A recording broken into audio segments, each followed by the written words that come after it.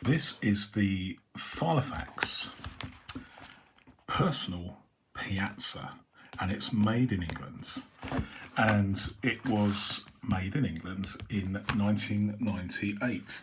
That is strange because, as we know, almost all the Filofax manufacturing moved abroad from the UK to other countries in the early 90s. And so here we are with a Filofax, not a top spec model either, just a basic model further down the range, made for 1 year only, or certainly, well, hold that thought about the manufacturing date. In the catalogue for 1 year only in 1998, and here it is. It's actually a model that I bought on eBay a short while ago.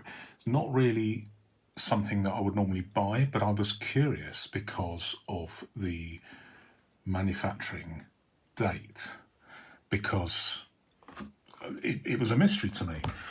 So I bought this in good condition. Unfortunately, when the pictures weren't great and they didn't show this horrendous cracking. Look at this. Cracking is really, really bad with a capital B. And inside, we've got some cracking along the inside of the spine, and on the other side as well. It's just really, really bad, and particularly on the pen loop and the strap is just horrendous. In fact, it's so horrendous that I can actually feel every time I touch it, I have to wipe my hands because there's bits falling off it. That's how bad it is. That's how much it is deteriorating. Now, I don't know whether that's because of the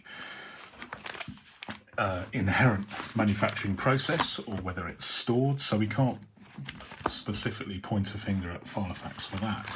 However, it is what it is. It is a Filofax that has seen better days, and yet that's slightly incongruous because I don't think this Filofax has been used. In fact, I'm pretty sure, and certainly it was described by the vendor as not having been used. So that's fair enough, I suppose. If you're wondering what happened to the fact that it was clearly misdescribed, I would say this has not come from a vendor who is a Filofax dealer. It's come from someone that's selling other things, and they are just selling a Filofax in amongst other things. So they probably didn't appreciate that us enthusiasts like a more accurate description. So in fairness to the seller, she did offer a full refund if I returned it, but in the end we settled on a partial refund because the value to me for this binder is to share this experience with you guys. So here we are. Inside there is a full length flap, and it doesn't have the Filofax logoed liner that I actually quite like. So it is just, can you see that? Yes, you can. It is just a basic lining, and on the other side we have an identical pocket, which again has just a basic lining. Cracking I've mentioned, 1, 2, 3, 4, 5, 6. Yep, 6 card slots. It is quite unusual in as much as it has the Filofax logo on the front. I mean, that's really unusual. But it's nicely executed, and the pen loop is, although tight, I suspect this is a standard Filofax pen, and it is it is almost impossible to get in. If you had any pen that had any ridges on there, you'd never get it out again. So it is tight, but I think that's probably because of the leather deterioration, to be honest. Pop up there. There we go. It's like going to the gym there and working on my biceps. So popper feels like it's hardly been used. Very, very tight. The stud cap is perfect, as you'd expect if it indeed it has never been used. But this is the interesting conundrum for me. We have a binder that was in the catalogue in 1998. I wonder whether it was manufactured actually a lot earlier than that and been stored in a warehouse somewhere, because all the inserts, and it appears to be a standard set of inserts for this binder. Can't be sure, obviously, but it does seem to me that the diary and the inserts were a set, and who knows? I mean, I don't know. But interestingly, the diary is 1998, and all the inserts are 1994. Now I have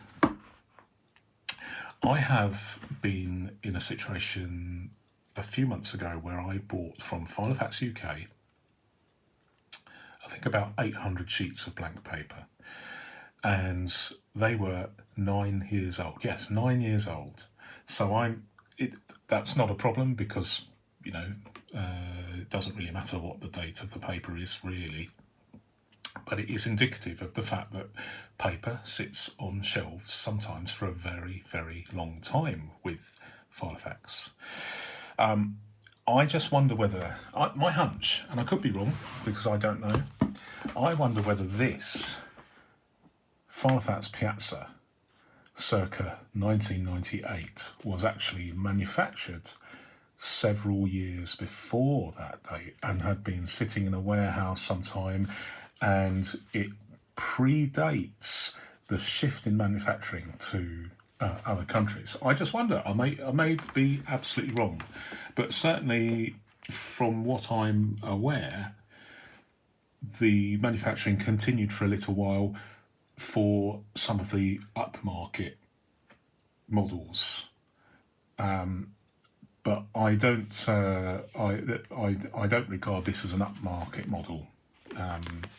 It's in the middle of the range, shall we say, in my opinion. So it is a mystery, but if anyone knows when this was actually manufactured rather than introduced into the market, then I'd love to know, because it is a mystery. And it remains a mystery, but that is why I bought it, purely because of the mysterious nature of this Filofax Piazza, which mustn't be confused with the use of the name later. I think in 2006 they introduced a Filofax Piazza, so they reused the name. That's a more upmarket, not upmarket,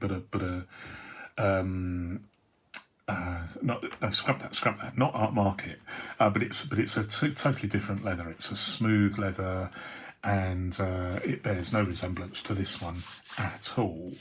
But there we go, Filofax Piazza, circa 1998, and thank you for watching.